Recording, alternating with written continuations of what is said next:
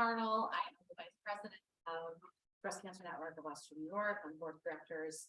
I've been involved for a year and a half, and one of my main responsibilities is to help curate this speaker series. So thank you for being here tonight. Thank you for supporting this event.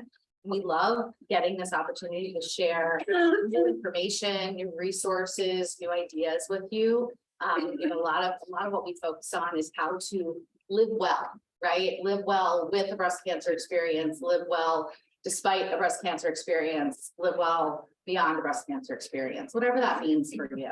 And I know that nutrition and what to eat, what to drink, what we put in and on our bodies is often a source of confusion, sometimes frustration. I think it's hard enough sometimes knowing what to do, like, diet culture and all these different things, right? In our society anyway, and then you add in something like a cancer diagnosis and it gets even more complicated. So I'm really excited tonight to have Erika Hawley here. I'm involved with Erika.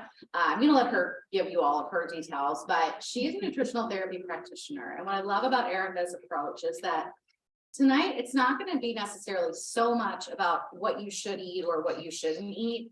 It's about how to make decisions that feel right to you and to help you develop a framework around nutrition and what's going to work for you on a day-to-day basis. So I'm going to leave it at that and let Erika do the rest. So Erika, thank you so much for being here.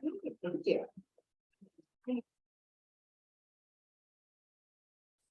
For me to stand up? No, you do you. I'd like to be like a little bit cozier with my body, if that's okay. I've got a little bit of an outline with me because if I don't, I'm going to get off topic and Lord knows where my speaking will go. I'm Erika. It's so nice to be here with you. I see some familiar faces from Day of Renewal in October. So happy to see you.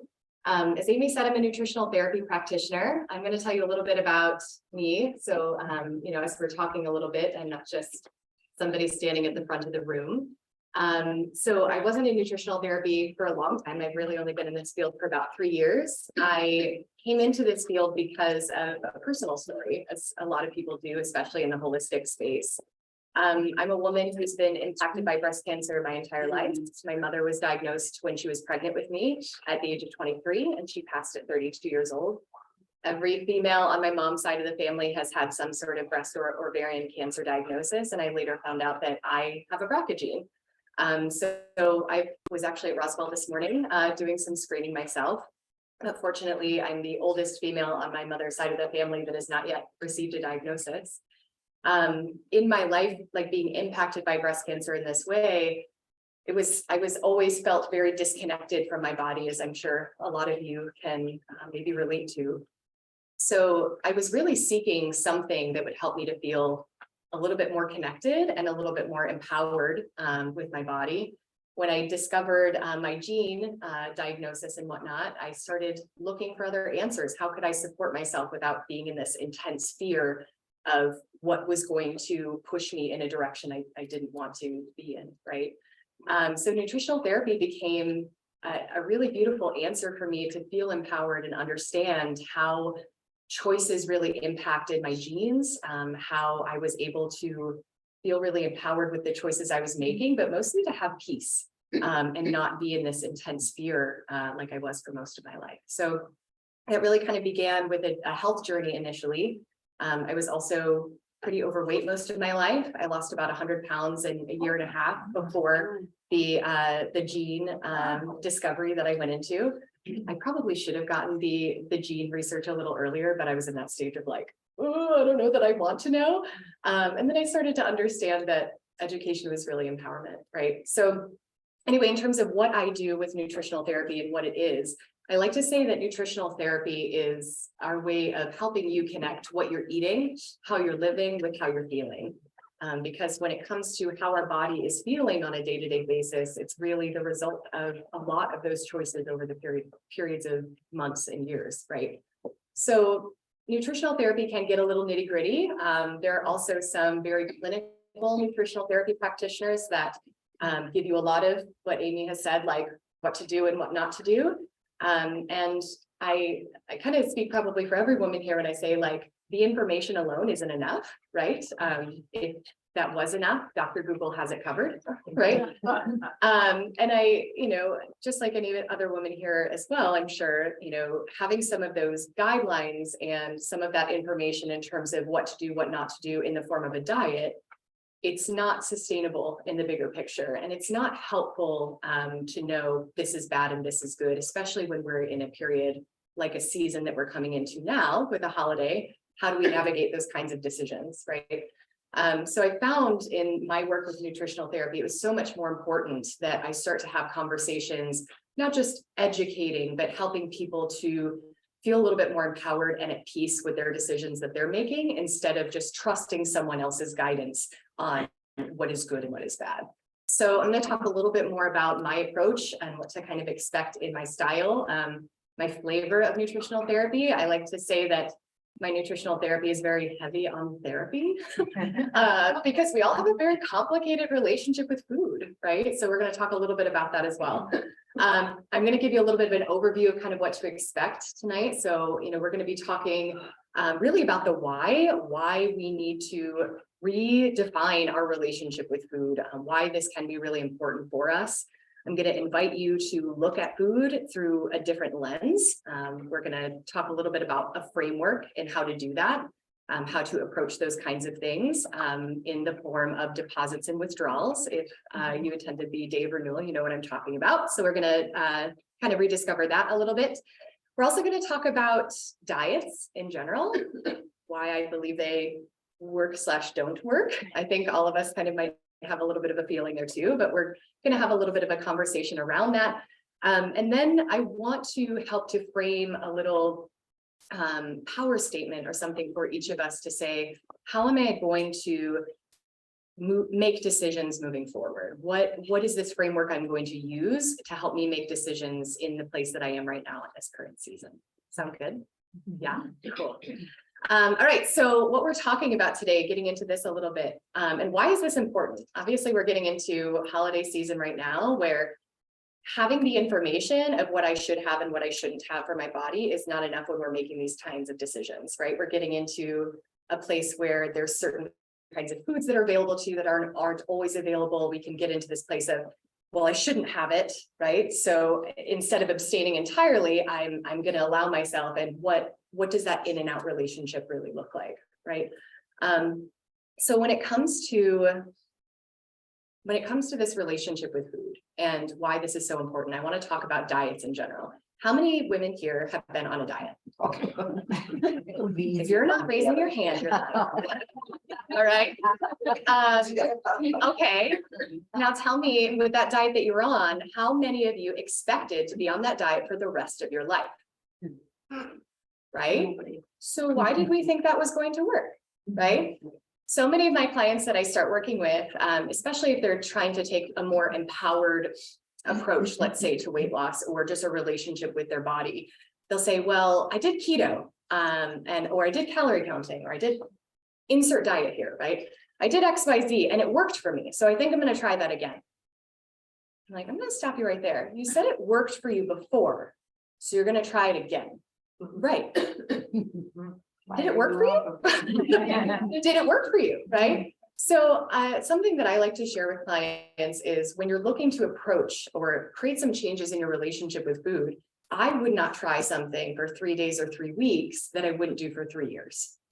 Because if it's something that's not going to be sustainable in that longer picture, what is the point, right? If it's only this short-term approach that we're looking at, we're really not developing this relationship with our body in the longer term. And this was a really big conversation that we had, especially at the day of renewal. When it comes to your body, especially when there is this level of disconnected trauma, especially when we think about a huge, heavy medical diagnosis, there becomes this disconnect where it really can feel like our body is a war zone, right? And we know now it's so much more important what we think about the food we're eating than actually the food that's in front of us. It impacts our digestion, it impacts our immune system, it impacts how our cells actually interact with the food. So I used this example at the day of renewal. We had 2 twins that were sitting at a table together. identical twins, and one was eating salmon and asparagus, and the other was eating German chocolate cake. I think I used that example specifically because maybe I had a hankering for German chocolate cake. But if they were eating these two different meals, and the twin who was eating salmon and asparagus was thinking, I just want my body to look a certain way. Oh, I don't even like this food, right? Creating those negative thoughts around this food versus someone who is saying, oh, this is just like my grandmother's recipe. Oh, this feels so good. I'm really going to enjoy this. And having a different kind of connection and experience with that food. They are going to have completely different digestive experiences. They're going to have completely different reactions to the food they're eating. So the peace that you feel when you're making those decisions is so much more important than actually what you're taking during that time. And I think we all know if there's something good or bad for us, what kind of mind games or what I would call mind drama is going on around the food that we're eating. I think this is really important as well. So can we create a framework that's going to help us to feel empowered and truly at peace with this decision instead of, I know I shouldn't be eating this, but I'm going to today, right? And then we feel shame and blame about it afterwards. How many people have been in a shame cycle after they were eating some foods that they felt like they shouldn't be eating? Yeah, loud and proud in the back. I love that. Thank you. Yes, right? No fun. And then was it worthwhile after when you have that shame cycle? No, like it feels no good, right? So I'm going to start to invite you to think about food in a different way. We will open up and talk a little bit more about, as we're talking about deposits and withdrawals, what types of foods and things can be more of a withdrawal on your body so we can be aware of those kinds of things. But mostly when we think about this framework of creating a different relationship with your body is the only relationship that you will have from the moment you're born until the moment you are no longer on this earth, right? It is the longest relationship that you will have. You and your body are partners for life. You can't get out of it.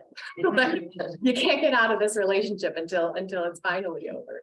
So when we think about that, when we think about a relationship or a partnership, we have to, and I think it can be a lot easier sometimes to think about this relationship as a relationship outside of you, right? It would be so much easier for us to think, well, if there is a friendship, let's say outside of me, where I avoid this person, they ask me for help constantly and I'm not listening.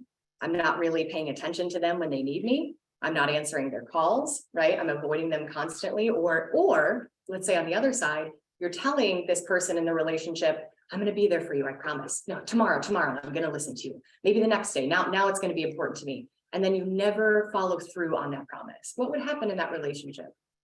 Or vice versa. What if that person was doing that to you? How would you feel? Like, would you want to continue in that relationship, right? When we think about our body, it is the same equal relationship, right? We have to understand what our role is in the relationship and what our body's role or our partner's role is. And something that I like to describe is when it comes to this lifelong relationship with our body, we do have different roles. Our body's role, always and forever, every little system in our body is a system of lots of systems, is constantly working to maintain homeostasis. Balance, right? It's working tirelessly to do that. So it's always focused on the short term. What do I need to do right now? What decisions do I have to make? How do I need to reprioritize things to help you right now? It can't think about the bigger picture, can't think long term because it doesn't know what resources are going to be available to me then. What's the environment going to be like then? I'm not sure, right?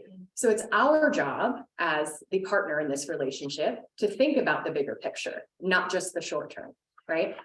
So let's go back to this discussion about diets. Is diets thinking about the long term or is it thinking about the short term? Short term, right? So how can we then start to think about the bigger picture? This is where we start to integrate this idea of balance, right? Like what is sustainable?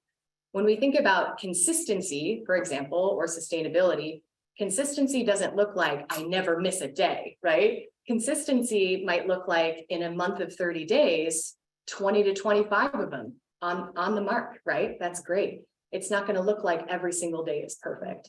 And that's how we start to look at this bigger picture. Instead of staying so focused on the short term and what is happening right now, can I zoom out and look at the bigger picture? What is my partner needing in the bigger picture? Is it needing starvation and disconnect and strict structure? Or is it needing some freedom and flexibility and understanding how can I make decisions in a way that's even and balanced for me? right? So we're going to think about this. We're going to think about this balance in terms of deposits and withdrawals. This is an analogy I heard once on a podcast with a really great doc. His name is Chris Kresser. If you haven't followed him, I highly recommend looking into Chris Kresser, Kresser. He's an associate with Dr. Mark Hyman. If you've heard of Mark Hyman, he's a very well-known functional medicine doctor. Chris Kresser is one of his protege, I suppose. But he introduced this idea of thinking about your health and your relationship as a bank account. Because when you think about this bank account, it's never one way, right? All of us have checking accounts and we know there are deposits and there are withdrawals, right? But we know the one thing about a bank account is there has to be consistently more deposits than withdrawals. Otherwise, what happens? Yeah, we probably all like that. I've been there a couple of times, at least when I was younger, right? We don't want to put our bank account in the red, right? Our body is going to be consistently making these decisions behind the scenes to help us in the short term, as I mentioned. And it's going to be making those decisions based on the information it has available. And that information is what's happened most recently, most consistently, and also what resources do I have available right now? When I think about resources, those are nutrients, right? What nutrients does my body have to be able to do the jobs it needs to do? If we are depriving it of nutrients over and over again, it's going to have to start making different decisions in emergency mode, which doesn't always have the best results, right? When I talk about nutritional therapy, really what it is, I like to use this analogy. If you decided to hire a contractor and have them come to your house, and maybe you're going fancy, you're getting a new kitchen. And then you tell the contractor, I'm going to give you all of the resources that you need, all of the product that you need, don't worry about it. But then you start giving them like crappy products, or maybe not the amount of tools that they actually need. It might be okay for one project, but what if we're talking your entire kitchen or your whole house? Like, what would happen if you very consistently did not give this crew the resources or the tools that they needed to get jobs done? Corners would get cut, right? The end product would not be what you were looking for at the end of the day. Maybe your crew eventually would go on strike and be like, we cannot work like this, right? Like we need some help here. The same thing happens to your body when you are consistently demanding more of it than you are giving to it, right? We have to think about that overall balance. So I want us to think a little bit, and if you have, I see some people are taking a little bit, some notes. I think we heard that we powered our phones off, so maybe we won't use our phones to write notes. But I want you to take a moment and even just think about the last week. We'll talk specifically about some deposits and withdrawals, but just with everything that you know right now, without throwing anything new at you, I want you to think about the last week. Maybe even close your eyes if you need to. Take a deep breath. And I want you to think about, what are the ways that I created some deposits into my body this week? What are some deposits I might have made? Is it physical? Is it mental? Social? Was it energetic and emotional? All of those things really are good inputs to your body, right? Any inputs. What kind of deposits were made? Maybe you can even list a few down if you have something in front of you. Just think about it for a minute or two. And on the other side of deposits, maybe just for the last 48 hours or the last week, what kind of withdrawals might your body have experienced? Right? Did somebody cut you off in traffic? You have a stress response? Did you skip a meal? How many days have you been hydrated? At least I see a lot of bottles of water out now, right? That's a major one. So what kinds of ways have I been creating withdrawals on this relationship with my body, right? I think it's so important for us to look at this bigger picture, right? If you were to zoom in on your bank account day to day, and you were to look at deposits and withdrawals, that really doesn't matter as much as it would if you looked at the bigger picture to say, where have these major trends been going? What is the major trend, right? This is the most important thing. So when you think about deposits and withdrawals, I think the reason that we have to really kind of consider things in this manner is we can create deposits with inputs really every day if we're conscious and intentional about it. We have to understand when it comes to withdrawals, those withdrawals sometimes are intentional, right? Sometimes they are conscious decisions that we make. But other times, most of the time, withdrawals are not intentional, right? They happen to us. They happen maybe behind the scenes without us even knowing. And the fact of the matter is, when it comes to this human experience, we live in a world that is very stressful, that has a lot of things working against us in certain ways. We have to understand that there will come a day and time where a major withdrawal is asked of our body. And we have to be prepared for that, right? Maybe that major withdrawal looks like a very serious, heavy emotional experience, maybe the loss of a loved one, maybe a car accident, maybe a physical injury, maybe a diagnosis, right? Any of these major withdrawals are something that could be coming down the line, and it's our job to really prepare ourselves as best we can with deposits. And the good thing is, there are a lot of different deposits we can make, as I mentioned, not just physical in terms of some of those inputs when it comes to food and hydration. But all of these, what I like to think about these deposits are, they all have different values, right? A good night's sleep, like $500 worth of input, right? Like a really, really, really great deposit, especially if you think about all the benefits of what sleep actually does for us. And we could talk about that if you'd like to. And I'm happy in the Q&A portion, if we want to talk a little bit, use this language of deposits and withdrawals. What are the things specifically that are going to be a little bit more or a little bit less in some of this area? So when we think about these deposits and withdrawals, what I really like to do is when I'm noticing, like, I don't like how I've been feeling lately.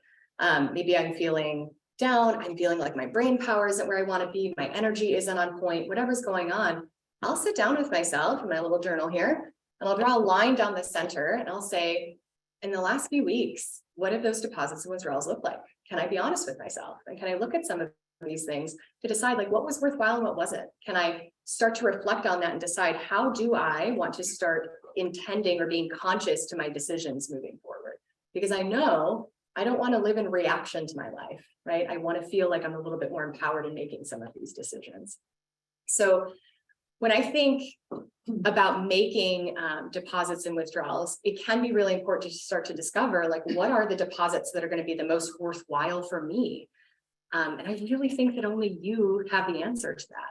Sometimes getting the information from a nutritionist like me or from a doctor can be really important, but also, like, what's realistic for you to integrate into your life, right? I think that's so important for you. I have some clients that think they want to make all the changes at once, and they want to change all of everything going on with their nutrition, but they're not going to sleep until 1 a.m. in the morning. Like, well, can we concentrate on something that's going to be a larger deposit that's going to support the rest of your systems, right? It sounds like that one's going to be the biggest bang for your buck when we're making those kinds of deposits, right?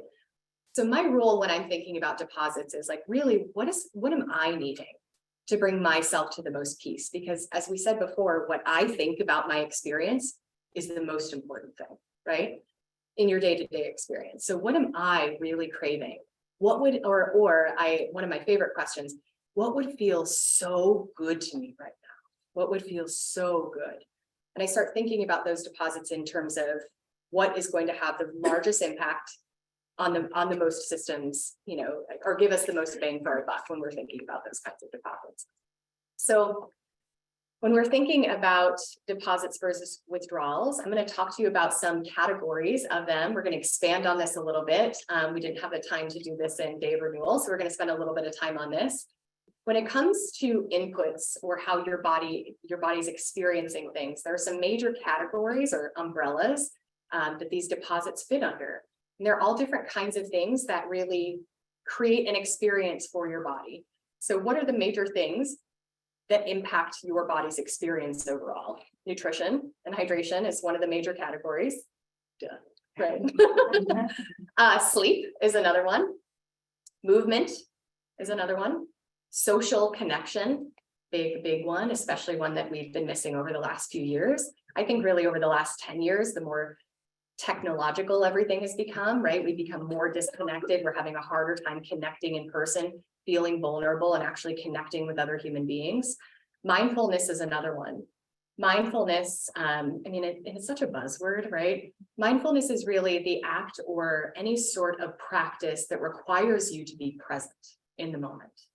Present in your experience, present in your body, whatever that means. It could be meditation, it could be I actually like to do a double dipper, what I call a double dipper, where I'm present in the moment, but I'm also moving. So I'll blast some fun music like Janis Joplin or Florence and the Machine and just start dancing around my apartment, right? So being able to be present in the moment, but also creating some movement. So those major areas, nutrition, sleep, movement, mindfulness, and social connection are the 5 major areas that your body receives input. When we were talking about this relationship with our body, and we think about this give and take, the most important thing is to listen. We need to be willing to listen to our partner, but we also have to know how to give feedback to our partner, right? And giving feedback in a language that our body understands. So these deposits, making deposits in these categories is speaking the language of your body. This is feedback that your body can really understand, right? So let's take a moment and think about deposits in some of these categories, like nutrition-wise. Let's talk about that first. And that's a fun little topic, right? Let's talk about nutrition. What are some major deposits that either maybe you feel like you've made in the last week, 2 weeks, or maybe that you would like to make? Let's not like go retroactive, what you'd like to make in the next week. What do you think would be a good deposit in terms of nutrition? Anybody? I've been trying to snack on apples instead of going for like chips or cheese or Okay. other things I really like. Heck yeah. Okay, great. Apples just always feel like, and sometimes even if it's not what I want, I'm like, yeah, but my body likes this. Yes. And then it ends up tasting good. Yeah. Yes, yes, yes. And sometimes that connection, right? So what Amy's talking about too is like, well, my brain wants what it wants. My brain wants what it wants. And sometimes that's really because these kinds of things that when we think about deposits versus withdrawals, some of those other foods might look like a withdrawal with our body because of how they interact and how they start to, I like to say, hijack our system, right? Those kinds of things like chips and sugar, especially something that'll hijack our system to want more and more. So sometimes it's like, listen, like I know what kind of trick that's going to be playing with my body. So a deposit is to make that kind of decision. I'm going to be the adult in the room instead of the angry, feisty teenager that says, you know, future be damned, I want the donut, right? Can I bring the adult in the room to make some of those decisions? Yes, that's great. Any other deposits, nutrition deposits that you've been making recently or want to make? Yes. I really like the dessert comments. Mm. Caught on with it. I love that. Good. Yeah. So you're giving your brain like some nourishing things that you're really wanting, but it's also actually nourishing and more of a deposit for your body too. I love that. Yes, relatively. Yes, yes, better than fondue. Better than fondue. Anybody else? Nutritional deposits? Yeah. Green drinks with spinach and bananas. Nice. Say a couple of workers came over to our house and they would have them. I didn't have anything to offer them. I offered them a green drink. No one's ever offered them a green drink before. And their eyes just lit up and said, yes. Like you mean something real and healthy? Like yeah, I love that. Yeah, that's a great idea. Yeah. A good way to like get different types of nutrients in. Yeah. Into I could drink spinach. yeah, I feel that. Anybody else that you want to share any nutrition related stuff?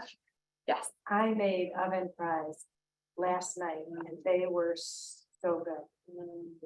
Doesn't it feel so much better when you create a recipe and you're like, and it's healthy? Yeah, oil and potatoes and salt, that was it. And it was like, you just baked it in the oven at a high temperature. And it was like, they were so good. Yes. Can I find different types of ways to have what I want, but also allow it to be a deposit into my body, right? And that's actually, I'm so glad you brought that up. That was a big reason when I discovered nutritional therapy. I was like, my world is blown. Because I shared with you that I was on a weight loss journey. I was a gal that would like nutrition challenge, no problem. Like I will do whatever diet, whatever nutrition challenge. But as soon as it was like day 22 or day 31, I'm like, well, what now? Like, am I, actually what would happen is on day 28, I would be planning about all the chicken wings that I would eat on day 31, right? Like literally already planning about what you're going to do on the other side of it.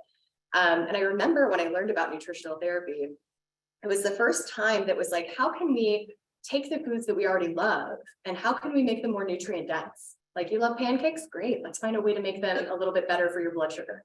Right? And we found all the different ways to do that. I just think it's such an incredible way. Like, how can we take what we love and how can we make it more of a deposit? I think that's incredible. And honestly, like recreating recipes is probably one of my favorite pastimes at this point. Like, tell me what your recipe is. I'll find a way to make it a little bit more nutrient dense, right? Yeah, I love that.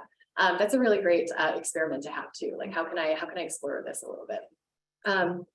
Cool. So we will talk a little bit about some of the major kind of deposits that we can make a little bit later if you'd like. I'm happy to get a little bit more specific if that's helpful to you. But I want to shift a little bit into this idea of, we've been talking about deposits and withdrawals, like creating more of a balance sheet, right, for ourselves and thinking about this in the bigger picture.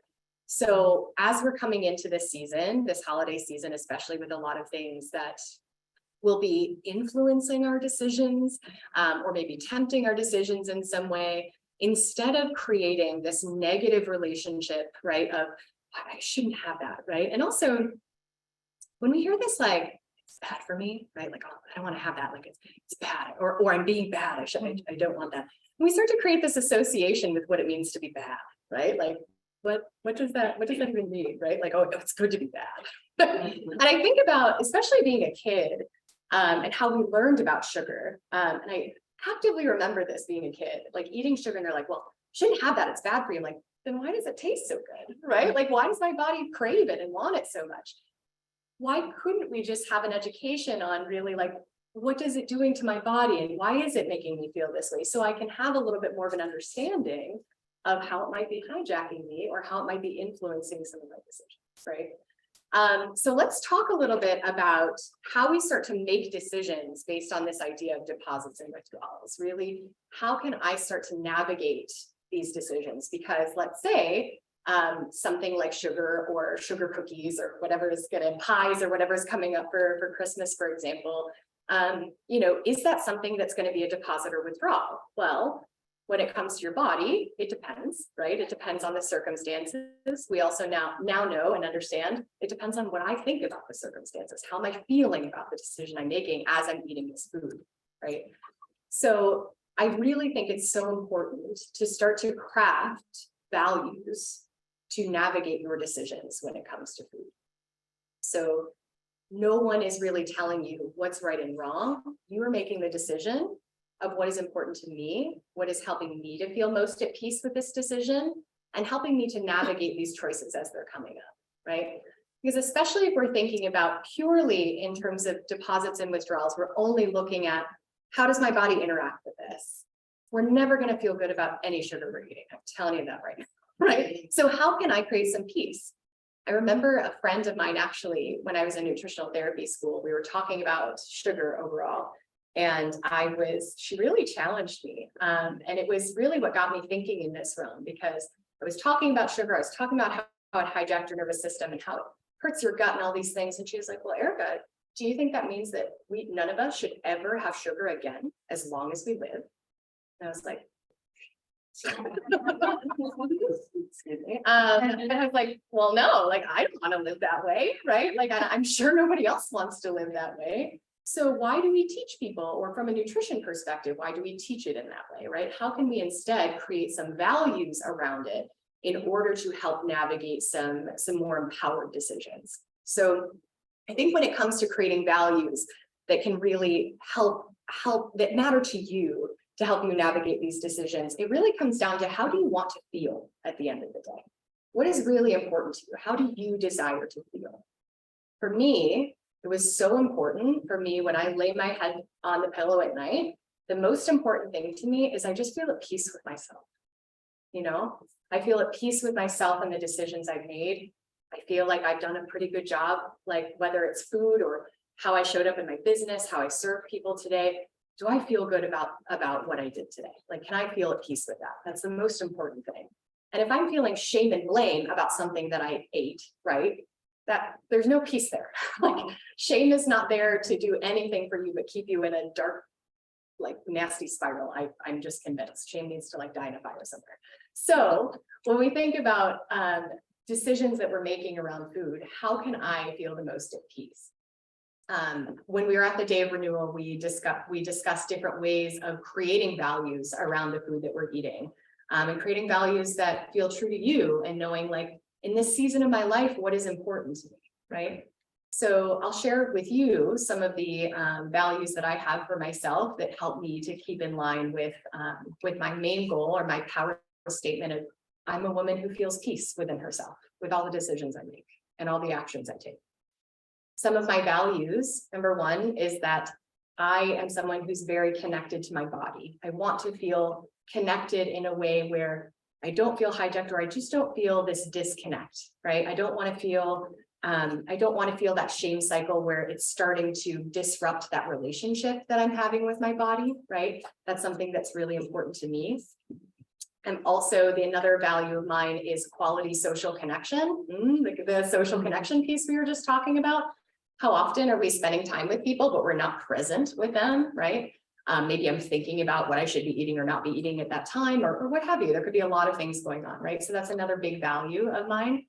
And when I think about that and how we use those kinds of values, especially in making decisions with food, let's use those two values for an example. If I was saying, I want to be very connected to my body and honor and nourish my body. Ice cream, I think, was the big example that I used. I'll use that again because it's just my favorite. So when it comes to ice cream, for example, ice cream is something that I wouldn't always say under the value of like staying connected to my body and nourishing it. Like it doesn't really fulfill that value, right? But where and in what circumstances would it fulfill that value?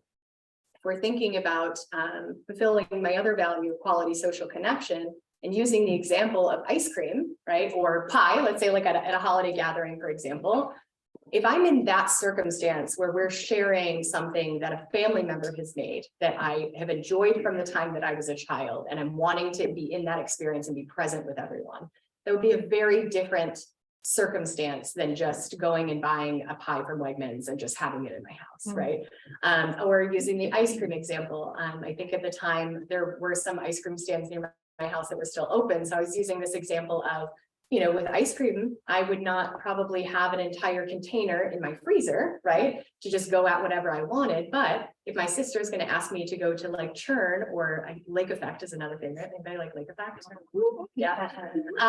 In that circumstance, if my sister wanted me to go, I'm like, oh, well, that's fulfilling my social connection, quality social connection. Let's go and enjoy that together. But I'm not going to do it in a way that's disconnecting me from my body. I'm not going to overindulge and get like the large with 3 scoops on it because like I'm not supposed to have this ice cream and I'm not going to have it again. So I'm going to go overboard with it, right? It's how can I still be in a balanced and peaceful state in making this decision with myself, right?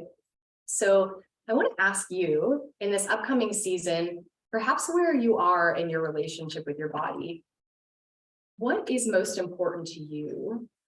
In maybe not just like your values, but what is most important to you in this connection with your body, maybe in reconnecting with your body? What is really important to you that might be guiding some of your values? Is that something that we've ever thought about? Is that something that we're willing to explore a little bit? What does anybody think about that? What is important to you coming up in this season or in your current season of life? Yeah. Oh, one thing I like to talk, and in my dream world, I always be walking in the woods with the dog, not on the leash, but in reality, I go follow somebody's dog, we think more. But it's fun to even just see all the lights and maybe a different set of streets every night, and then it's see all the lights, and it's fun. Or in the spring when things are starting to come out and bloom, and I'll walk, I don't know this guy who's standing and getting in his car or something, but there's, bushes and beautiful bloom, and I'll say something and it makes them feel good, like, yeah, that rose bush does look good, or that magnolia is in perfect bloom, I should look at, but also it's a little bit of social. Yeah, and being an active participant in your world, right? In your daily experience. Like, how can I be more of an active participant in my day-to-day? And as you said, like experiencing that in the moment, but also interacting with other people. How can I bring more of that into my daily life?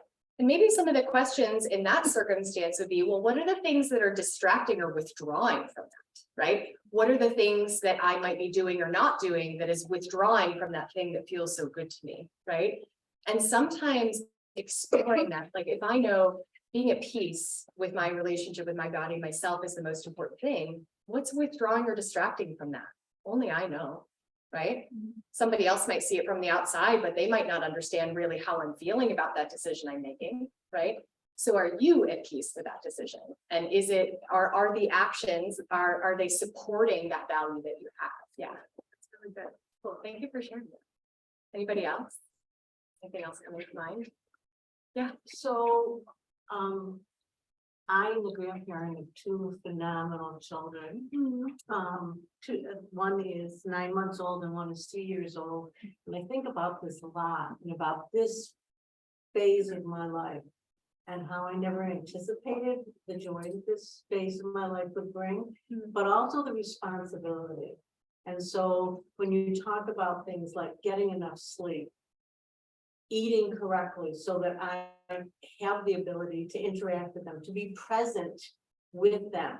I mean, sometimes you don't have any options, you have to be present. You want to be able to survive, you know, children be alive when their mother gets home.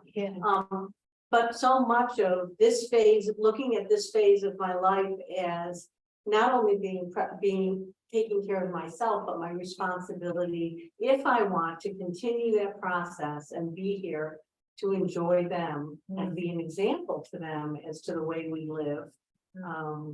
It's really important in a very different way than I ever anticipated.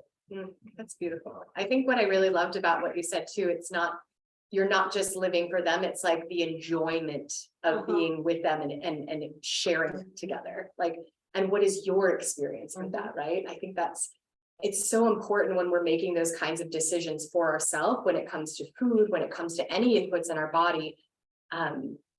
It's hard because sometimes when it comes to making health decisions, especially, unfortunately, especially as women, we usually put ourselves last, right? We're usually on the back burner until our body screams at us and says, no more, you need to pay attention to me, right? And it can really happen when we start to want to make changes for ourselves. It doesn't happen unless we want it for someone else, right? And even then, it's usually not enough for us to really feel so deeply connected to the changes that we're making and the inputs we want to make, unless we are really receiving fully from it. And for you to be able, as you said, to be fully present with that experience, to really be in the enjoyment of it, it requires a lot of different things. As you said, with sleep, for example, it's not just about them and teaching them. It's like, I can't enjoy the time with them or anything else if I'm, on 5 hours of sleep and not feeling well and those kinds of things. I don't have the same experience. So that's really important. I love that you shared that. Thank you. Anybody else? So I'm going to transition a little bit from this. We talked about deposits and withdrawals in this relationship with our body, thinking about the bigger picture.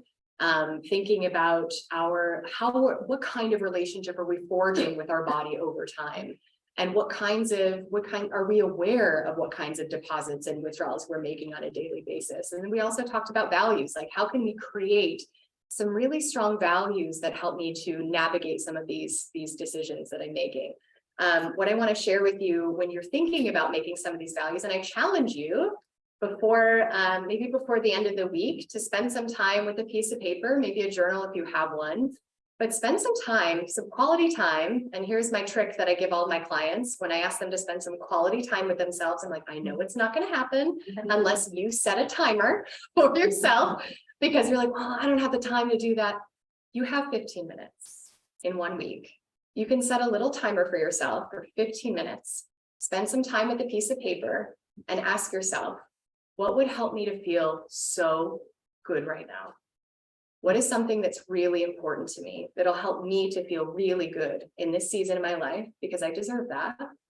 And then what are some values that are going to help me to get a little bit closer to that, right now? What are some values that'll help me to navigate some of these decisions right now, that'll help me to use them almost as anchors as I'm making some of these decisions one way or the other, right?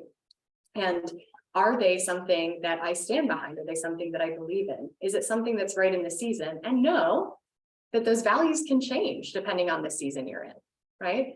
I used to have very strict values with certain things, depending on when I was in a certain season and I was in another life, I was doing some athletic competitions and I had very specific values on how I needed to nourish my body. And I feel very differently about that being in a season now where I'm thinking more about family planning, right? Completely different values. So I would ask you to spend 15 minutes with yourself. What is important to me? What would help me feel so good right now? And how can I start to create some values that will help me to navigate decisions to get a little bit closer there that I can use to fulfill where I'm leading myself right now in this current season? Sound good? Yes. Do you think we can use that as a little framework instead of saying I should have this and I shouldn't have that, or any sort of like strict framework in terms of a diet? Does that sound a little bit, I don't know, let's say a little bit more flexible, a little bit more nourishing? Yeah. Yes. So, I think one of the most crucial things is to come up with values that are meaningful and that are somewhat specific. So, when you ask yourself that question, what would make me feel really good right now? Are you doing that from a standpoint of the moment or long-term? That's a good question. I think about this season of my life, and I like to think, so I'm going to say both, because a season is both short and a little long-term, right? So as we mentioned, when we think about this relationship with your body, it's your role to think about the bigger picture, right? So with where you are right now, and I think about what would help me to feel good? Like if I'm not feeling good, what's really going to help me to feel good? And my power statement came from, I was in this place of feeling, I'm going to use myself as an example. Sure. I was in this place of feeling really chaotic. Everything felt like it was like I just didn't have anything that felt rooted and grounded. And I felt like I wasn't able to make decisions that were helping me to feel like I could sleep at night, right? And I just thought, I just want to feel peace.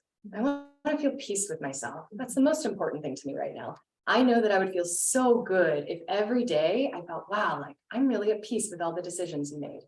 And that feels like it was short term related to how I was feeling in that moment, but also it could definitely apply to long term, right? So for something like that, I would say, where am I right now? Because sometimes when we think about big picture, it can feel so out of touch, right? I think about the beginning of my weight loss journey. Like if you were to say, you're going to lose 100 pounds, I'm like, what? Like that's so much. How can you think about it that way? But if you think about it in these smaller increments, how can I slowly get there? What are the feelings that would help me to move in what I would say a micro change or a micro shift in that direction? Do you know what I mean? Is that helpful? Mm-hmm. Yeah. I can give kind of a tangible or a little more tangible example of that. Because I sometimes I'm a night owl by nature. But I also know, so what happens to me is I get in these cycles of staying up really late, and then my instinct, is to sleep really late too. But that doesn't always align with my day. And my husband is more like to get up every morning and he goes and walks. And I like to walk with him, but it's definitely like if he's not getting up and kind of going, hey, are you coming? I'm not. And so now I'm getting to the point where I ask myself, like, I'll be laying in bed and all I want to do is stay in bed. And in this moment, all I want is to go back to sleep and stay in bed. But I also have done the cycle enough that I know that if I get up and walk, I'm guaranteed to have a better day, right? I'm going to feel better. I have more energy. It sustains me. And if I sleep, I'm likely rushing out of, I'm rushing to get ready. I'm rushing out the door. I'm probably still falling asleep, feeling really like drowsy later on. But if I go ahead, so what I try to do is put myself just far enough, like if it is a question of what's in the moment that I want, maybe doesn't have anything with the long term. Where am I going to feel at the end of the day? And then if I kind of do that day after day, and then that way, if I do have a day where maybe I stayed up late and I slept in, then it's like, well, that's okay, because that was one day, and that day was just what it was. That's a framework. I'm so glad you shared that. That's a framework I use often with clients when we think about urges that come up, right? And I say urges because there's a difference between a craving and an urge, right? Sometimes you just have this urge because it's a habit loop, right? That you just Well, in the evening, when we put on Yellowstone, I like to have a snack, right? And it's an urge. So when I talk about processing urges with clients, like in that moment, I want you to ask yourself 3 questions. The first question is, how am I going to feel 20 minutes after this decision on the other side? How am I going to feel about it? And then my second question is, how am I going to feel tomorrow? Right? Because how I feel in 20 minutes, I'm like, I wanted the ice cream, so I feel great. But tomorrow, am I going to still be happy that I made that decision? Is it still going to fulfill those values? Right? And then the last question I ask myself is, am I okay with it? Am I really okay with this decision? So, let that moment of like laying in bed of like, how am I going to feel on these other side of this decision? And maybe there's some mornings it's like, I would feel so good because I need to sleep right now and but how are you going to feel at the end of the day? Like, and how are you going to feel tomorrow? And sometimes that's so important to tap into that future version of ourselves, especially when we're looking to make deposits and it feels a little hard in the beginning. And I just want to talk a little bit about, this is what I call like under the hood talk, like talking about what's going on in the body at that time. When our system is really hijacked, and when I say hijacked, I mean we're wired for stress. We're really connected to a part of our brain, our limbic system, that is, it's more of our our most primitive part of our brain that's really wired for stress response. And that's the teenager in the room, right? It's not the part of our brain, our prefrontal cortex, that is able to reason and think about, empathize with future version of myself and what my future self wants, how I want to feel tomorrow. Like that teenager in the room does not care, right? So how can I start to create a little bit of a practice where I connect with that part of myself a little bit more and ask, what does she want, right? Even the version tomorrow, that's a little bit closer. Yeah, I love that you use that example. Thank you. Yeah. Cool. I wanted to give you, just because I like to give you some tangible tips as well, if that feels good to you. We mentioned these categories of deposits. And I just want to maybe give you, how about 3, maybe from each little category, what are some nourishing deposits? And no, there's so many deposits in all of these categories that you can choose from. And I think variety is the most important thing. So I'll just leave you with some of these to just kind of something to think about, something to be a little helpful. And then we can open up at a Q&A, anything about what we've talked about or anything from a nutritional therapy perspective that would be helpful for me to share. Sound good? So we mentioned nutrition. I'm going to say nutrition / hydration because that fits as a nutrient. So under that umbrella, some major nourishing deposits that I think about that are helpful for everyone across the board. Having protein consistently, especially protein with most meals, is going to be such a nourishing deposit for your body for a lot of reasons, mostly because of your blood sugar regulation. So when we think about protein, the goal is really 20 grams of protein per meal. I like to say 20 to 30, depending on the woman and what's going on in the body, but that's usually a really important one. Hydration. Hydration is the other big one. If your body water or your body's water composition is reduced by just 2%, there are cognitive differences, 2%. So, and we can talk more and more about hydration, all kinds of things. I have some freebies on hydration if anybody's interested. I'm happy to send you a link. But when we think about hydration, really just starting with where you are and thinking about it more often, really drinking quality water. If you want to target half your body weight in ounces of water per day is what a target should be for most women. Half your body weight in ounces, in pounds, not kilograms. I've had people ask that question. Like, oh, that's a lot of water. Half your body weight in ounces of water per day. And the other thing is, like, when we think about hydration, having some minerals in the water can be really important. If you want any recommendations, I'm here to talk about that too. And then the other thing I would mention is plant life. Like, we got to think about plant life on the plate, right? There's a lot of ways to get different kinds of nutrients into our body. Plant life is a really big one. So when we think about what we're actually bringing into the plate, like nutrient dense wise, if I was thinking about going to a Christmas party, instead of going, well, the whole day is going to hell because I'm going to have these pies and ice cream later. Can I give myself some other nourishing deposits throughout the day? Think about protein, think about hydration, right? Can I give myself some of those deposits? So when I make withdrawals later on, my body's got a little balance, right? So that's nutrition. Let's talk about movement. There's a lot of different things to think about here too. Movement's so important for a lot of different reasons. I mean, there's so many different ways that we can get into it.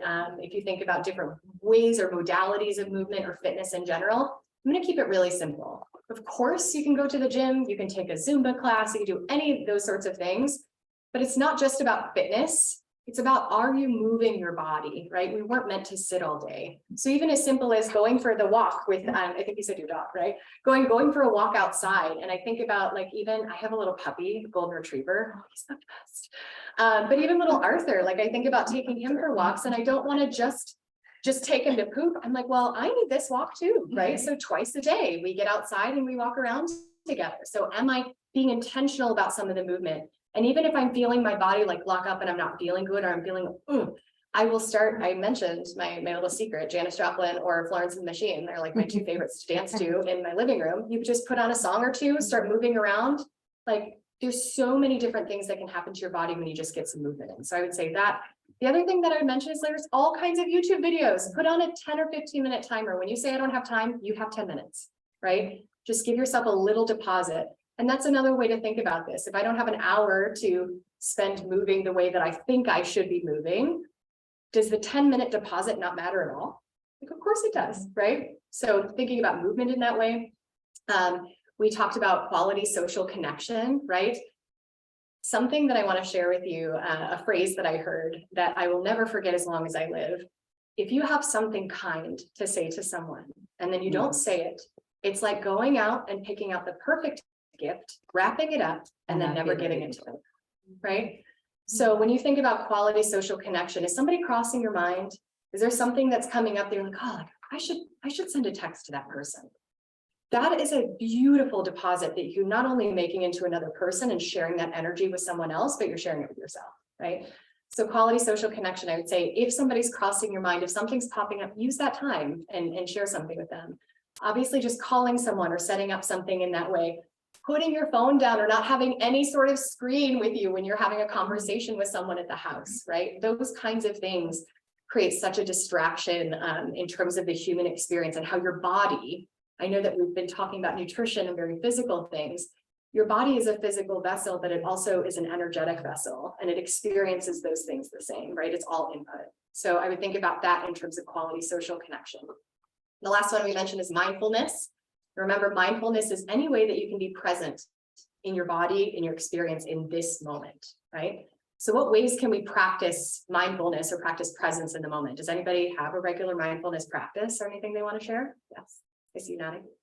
There's just all kinds of ways you could approach it. Mhm. And I took actually a mindfulness class through Roswell. It was on Zoom. And, it's everything from breathing. There's all kinds of online aids and resources, but really the important thing is just to sit and do nothing and follow your breath. Mhm. Yeah, I love breath work. Breath work is a really good way. Not only are you present in the moment, but you're also supplying a very crucial nutrient, oxygen, to the rest of your body, especially when we live most of our life going and just breathing here, right? What difference does it make to actually put yourself in a position and send signal to your body? Like, what signal are you sending your body? What feedback or input are you giving your body when you're like this all the time?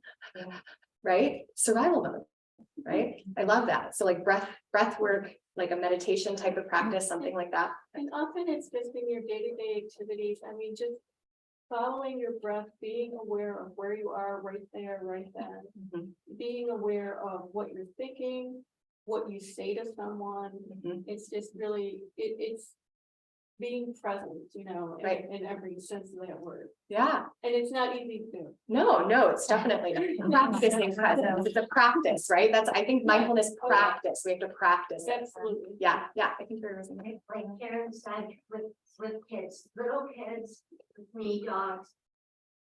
They are present, they live. Yes. This is the best walk ever. Yes. They get every. Yes. Yeah.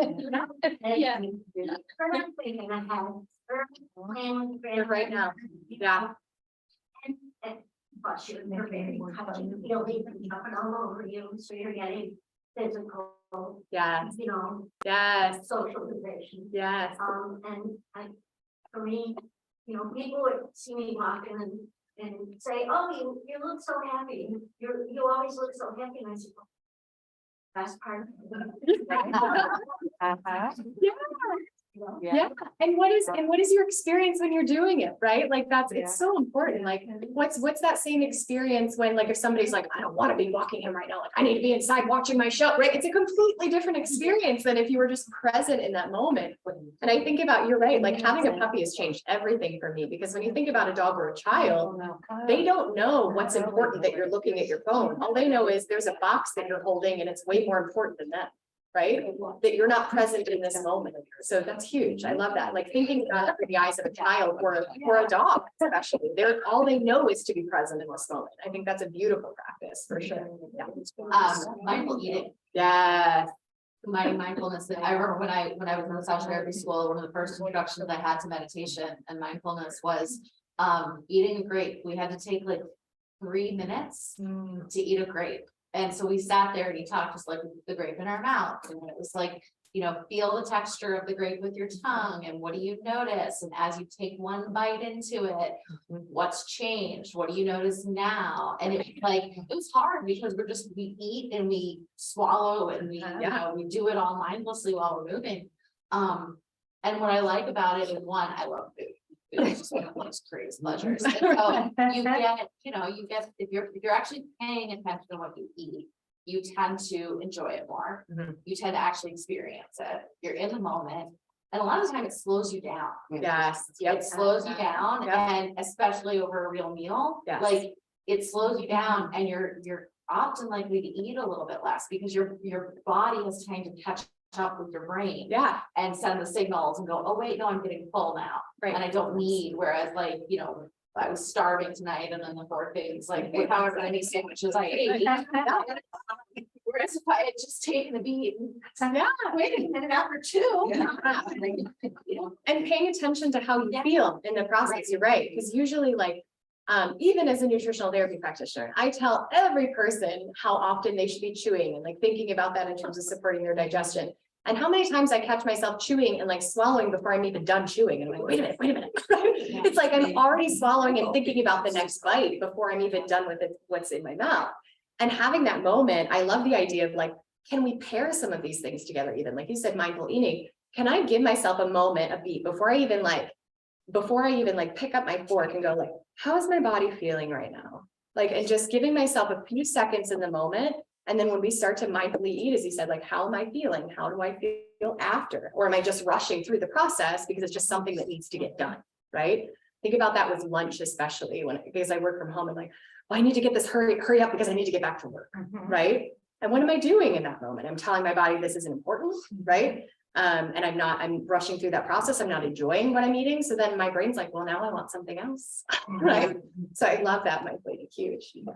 Anybody else have anything to share? It was beautiful. Good shares, everybody. Yeah. I read something once, and I'm not sure that it's true, although my experience shows me that for me it's true, that when you're eating very often, the sensory satisfaction of whatever you're eating is done after 3 bites. So for example, when you're having that ice cream cone, which we all love, after the 3rd spoonful of ice cream, you're probably not even tasting it like you did the first 3. So because you're just shoving it in. So it's really important that those first 3 spoonfuls of the ice cream, that you take your time and you really enjoy it. Because, by the time you get to the 4th one, you really you can taste the maple walnut, which happens to be my favorite. Because it's my dad's favorite, so there's a lot of other stuff I want to try that. And certainly there's still the need to have so much protein, and so much plant life. And so maybe you need to eat more than the 3 spoonfuls, but certainly there are many other things. Mashed potatoes and whatever that perhaps you don't really need quite so much. Maybe you really should enjoy the first 3 spoonfuls rather than, oh goody, mashed potatoes, let's just get as much of it in as we can. And I to layer on top of that, exactly what you're saying is and also what do you think about it? Because if you're I shouldn't be having this, right? And then I'm gonna gobble it up really fast. And I think about that, I'm gonna destroy the evidence, right? Right? We all had that feeling. I gotta pretend this never happened. I gotta eat it all at once. So then you're not even enjoying, right? You're not allowing yourself to right? And then if you're thinking that way, as you're eating this, like what, of course, like what signals are you sending your body? But then in that sense too, like I'm not even enjoying what I'm having them. Like I'm not even letting myself like be nourished by it in that way, right? So yeah, that's huge. That's really important. I'm glad you said that. And it's also like that also thought of like, if I shouldn't be having it, then I'm gonna eat, like you said, like a giant bowl of it because I'm not supposed to, but I've let myself have it now, right? And then we're not even enjoying, when are overindulging in that way. Yeah, that's a really good point. Yeah. I find for myself, I've just noticed it fairly recently, too bad I didn't notice a long time ago. That when I eat something that I really enjoy, like I really have a taste for it, Mhm. and I find this, it's a lot easier if you live by yourself Mhm. because you're not necessarily planning a meal. Mhm. Like tonight, we're gonna have spaghetti, whether we want it or not. Mhm. So now you have the spaghetti, but you really wanted, let's say, chili. Mhm. Well, the spaghetti is okay, but it's not fulfilling that taste and enjoyment. So then I found that I tended to eat more because I'm trying to satisfy myself, but I'm not. Mm. Whereas if living alone, it's a lot easier than to go to the freezer instead of doing the spaghetti, is get the, frozen chili that you made and defrost it Mhm. quickly and eat that and then really be satisfied. Yeah. So you're not adding more bread and all of this stuff because you're really satisfied with what you have. Yes. Yeah. Yeah, that's huge.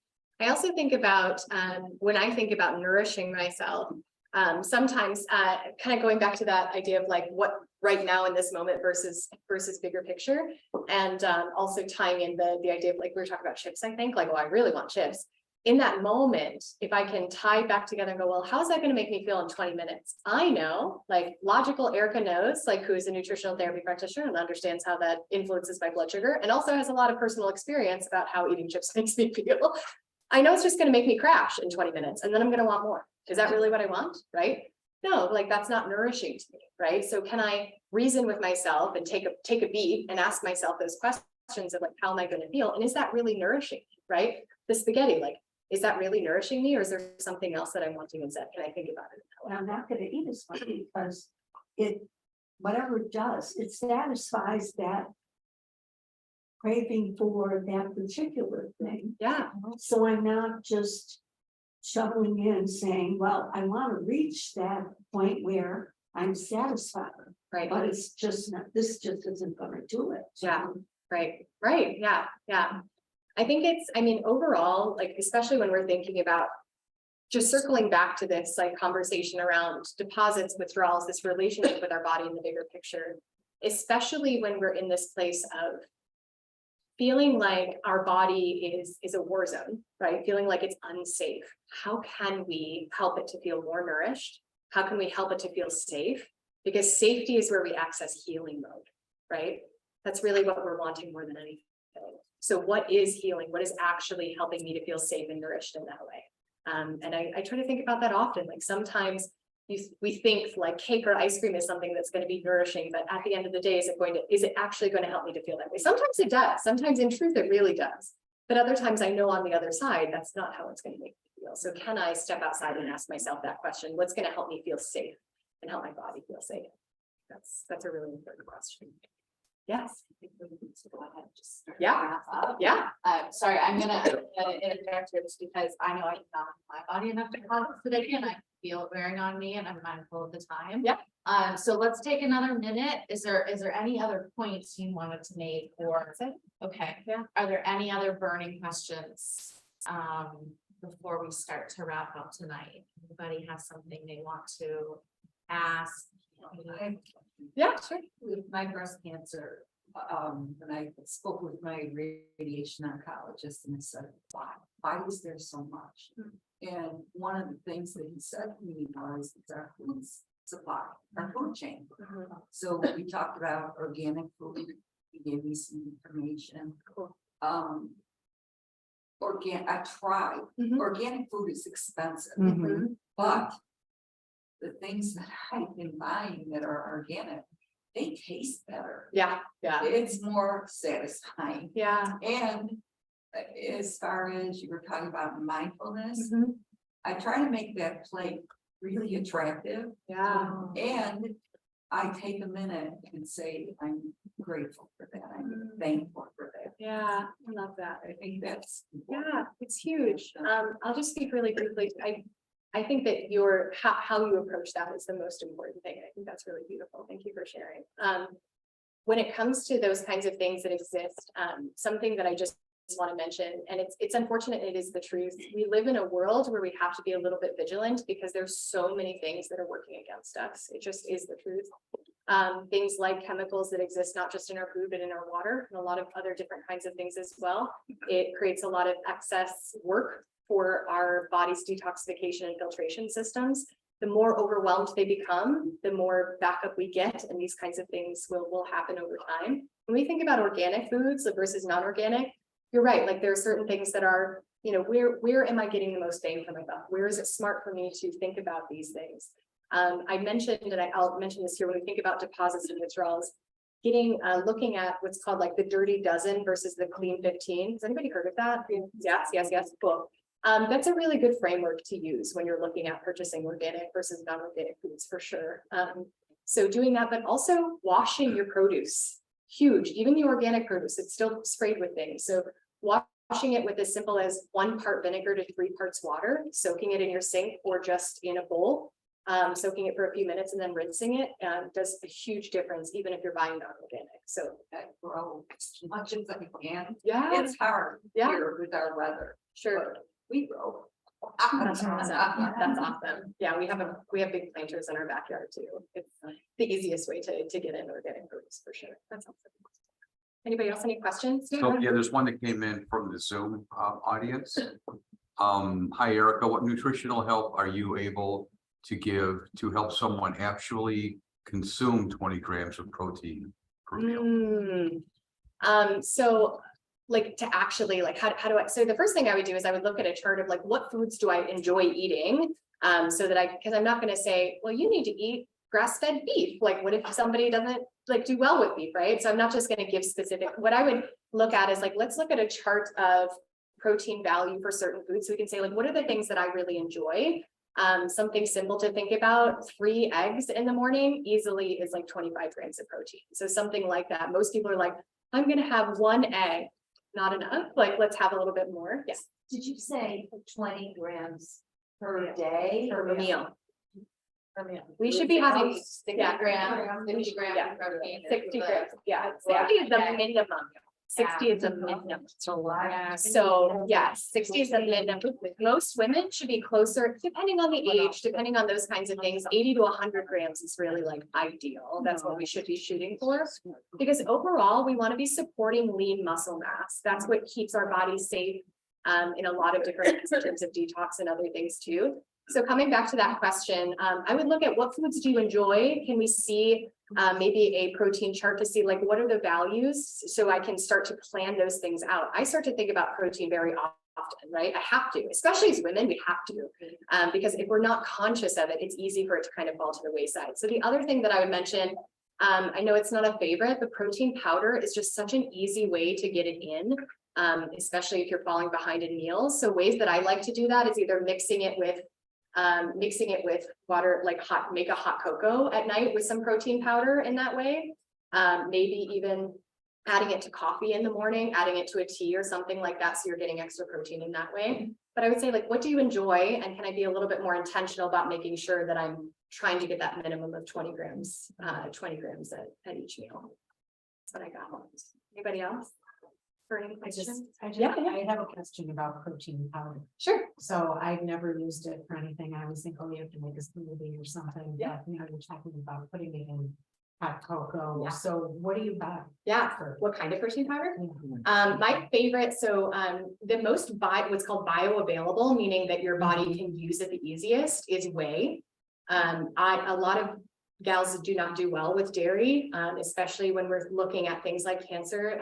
If it's not a good source, sometimes there will be hormones in that kind of way, so you have to be careful about that.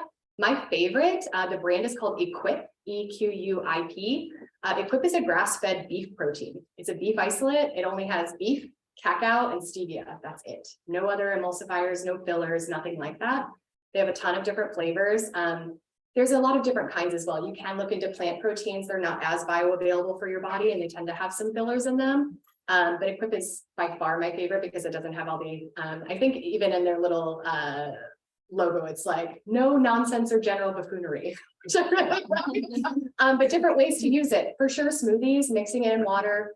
You mentioned like even green juices. Like I have those kinds of things that I'll mix in, but I make it chocolate because I like the flavor of chocolate, right? So blending it up that way, but putting it in coffee, tea, making a hot cocoa, like I put a tea kettle on and I'll blend it up with a little frother in the evening. So I have like a little sweet treat too, but it's protein. So it's also a little better than just having sugar right before bed. That's usually how I like to do it. Also, you can make things like mug cakes with them. I'll make a little, like there's little, just Google, what different recipes can I make with protein powder? You can mix that in with a little egg and some water and just put it in the microwave and you got a little like brownie mug cake. Yeah, it's really easy ways to get in protein. Homemade soups in your crock pot, Yeah, throw it in there. yeah. They also have bone broth protein. That's another really good one, just to get some, I mean, you can make your own bone broth, obviously, but even having the protein in that way that's flavorless, a really good way to like add it into soups or anything like that also, so that you're getting some more protein. Especially when the body is healing in healing mode, it needs amino acids, which are proteins broken down in order to repair those tissues. So we need to be getting in more of that if we're wanting to access healing more often. So any way that we can get in amino acids or protein is going to be really important. Anybody else? Sorry for keeping you. I told you that I talk a lot. I think you have a pretty attentive audience, so I don't think you're Yeah. keeping anyone. Yeah. But I did just want to Yeah, be, you it's know, that's why, I mean, we're all welcome to stay, but Okay. I keep asking, but I did want to be mindful, because I know sometimes people do have to go and it is late, getting later. Yeah, I just want to mention, if you're interested or have any other questions, I offer open office hours. You can pay for it, like your first drop-in is free. So if you're interested and just say, I'd like to pick Erika's brain, perfect place to do it. I do it twice a month, virtually. So just email evolvewitherica@gmail.com. It's Erika with a K. And I'm happy to share that little code for you to get your free drop-in, to drop into office hours and just connect more and see if you have any questions. And I also offer one-on-one services, but usually office hours is a great place for people to start to just ask some questions and get some self-help too. And we just remember too, we always record these and put them up on our YouTube site. And we will send out a follow-up email with Erika's website, a link to the website. So you'll have her contact information. So if there is a question that comes up after the fact, you want to learn more about how Erika specifically can help you as an individual or take advantage of some of these, the office hours or any maybe free guides or anything like that she has, please feel free to, we'll get you that information so you can follow up. But, yeah, thank you.